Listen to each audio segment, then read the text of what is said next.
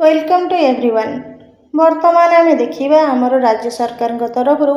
UC clearance अर्थात utilisation certificate अर्थात आपणकर शिक्षा वर्ष रे आपण विद्यालय रे जो सब फंड आसी जेकोसी प्रोजेक्ट रु आसू जेकोसी सोर्स रु आसू ताकू आपण किभली भाव में खर्च करिसेंती ताहार क्लीयरेंस देवाई ता संबंधी समस्त कागज पत्र डिपोजिट करने आपणकर लेटरटी आसी लेटरटी आसी देखु all the block education officer समग्र शिक्षा कटक अर्थात समस्त शिक्षा बीओ को समस्त शिक्षा अधिकारी मंडल अधिकारी को यही चिठी दिखाई। यह चिठी हूँ कटकर कि समस्त जिला मानक यही चिठी दि जाए। सब्जेक्ट रही देखो regarding submission of UC utilization certificate of block CRC SMC SMDS level under Samagra Shiksha and start scheme for the year 2024-25 अर्थात 2024-25 मसीहार यूटिलाइजेशन सर्टिफिकेट समस्त डिपोजिट करने चिठी कहुई। तो से कार्य मध्य जाऊँच आपंकर स्कूल जेकोसी कार्य हो पिलामानकर डेवलपमेंटल कार्य आसता कि आपंकर पिलामानकर पोशाक हो मिड डे मिल हो ता सहित आपण स्कूल कौन कार्य कराई तर वाटर वर्क हो घर काम हो इलेक्ट्रिक काम हो ये समस्त कागज पत्र ता सहित जनवरी फेब्रुआरी मार्च मसरे टीचर मानकर जो सैलरी रही तो से सैलरी डिटेल्स यूसी अंडर रे जीव तो यही समस्त कागज पत्र डिपोजिट पाई चिठी आसी देखते चिठी लेखा रही madam sir in inviting a reference to the subject cited above, it is to inform you that the financial year 2024-25 has already been passed. अर्थात 2024-25 फाइनेंशियल ईयर ऑलरेडी पास हो जाइए ईयर टी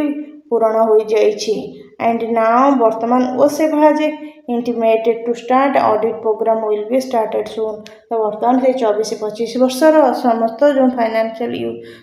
जो खर्च कराई ओसेफ ऑडिट करने आरंभ कर ड्रॉल details of all IS BO CRCC schools has been forward through email for reference। तो यही समस्त तथ्य ईमेल माध्यम समस्त को जनाई दि जाऊँगी। Hence you are requested to inform all CRCC अर्थात समस्त CRCC मानक जनाई दि जाऊँगी यही तथ्य दि जाऊँगी। एचएम अर्थात सीआरसी एवं एचएम को तथ्य चिठी प्रेरण करा जाउछि to submit UC utilization certificate अर्थात आप जो कार्य जो खर्च कर clearance along with copies of vouchers अर्थात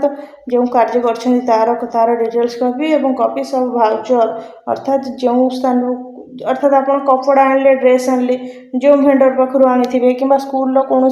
कार्य है सीमेंट काम हो पाइप काम हो वाटर काम हो से सब जिनस जो पाखु किणी से आप बिल भाउचर आनी कि एति टंकार एति जिन गला कि कौन खेल सामग्री आसी जहाँ भी आप स्कूल रही तो तार भाउचर सहित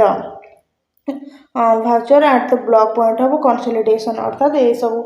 तथ्य डिटेल्स कागज पत्र नहीं आप ब्लॉक पॉइंट अर्थात बीओ ऑफिस डिपोजिट करेंगे। Besides that you are also requested to submit block level usage of funds drawn under Samagra Shiksha यह सहित आप समग्र शिक्षार जो पैसा आसी कहीं समग्र शिक्षार किसी पैसा आसे अलग किसी विभिन्न सोर्सेस रु स्कूल को पैसा आसी था समग्र शिक्षार आसे ता सहित अन्य विभिन्न संस्था अच्छी कि राज्य सरकार अन्य जो संस्था अच्छी से पैसा आसे तेणुक कहे समस्त खर्च कराई सहित समग्र शिक्षार जो पैसा आसी से समस्तर कागज पत्र तार जो यूसी यूटिलाइजेशन सर्टिफिकेट और भाउचर जहाँ भी आप डाटा अच्छी सब डिपोजिट करा कि जो समग्र शिक्षा स्टार्ट्स कि आसे सोनेट से कि आसे तार स्टेट ग्रांट रु कौन आसे ना NPS and teacher salary of January to March 2025 अर्थात जो टीचर मानकर सैलरी आसे से क्यों आसे से स्टेट ग्रांट रु ही टीचर मानक जो सैलरी आसे ता सहित सेंटर भी अलग आसे तो से समस्त तथ्य जनवरी फेब्रुआरी मार्च 2025 मसीहा सुधा जो तथ्य रही से सब तथ्य देवाई कहुई। Along with consolidated UCs utilization certificates to DPO by 15 May अर्थात 15 मे सुधा आप डिपोजिट करने कहुई 2025 for booking of expenditure as per budget अर्थात 2025 जो बजेट आपण खर्च होगा बोली आपण अनुमान करछुंती ताहा मध्ये बुकिंग करिया पई कि कुहा जाईछि। ता सहित UC collection drive should be एनश्योर्ड at each level अर्थात प्रत्येक स्तर रे यूसी कलेक्शन को गुरुत्व दिया जाइछि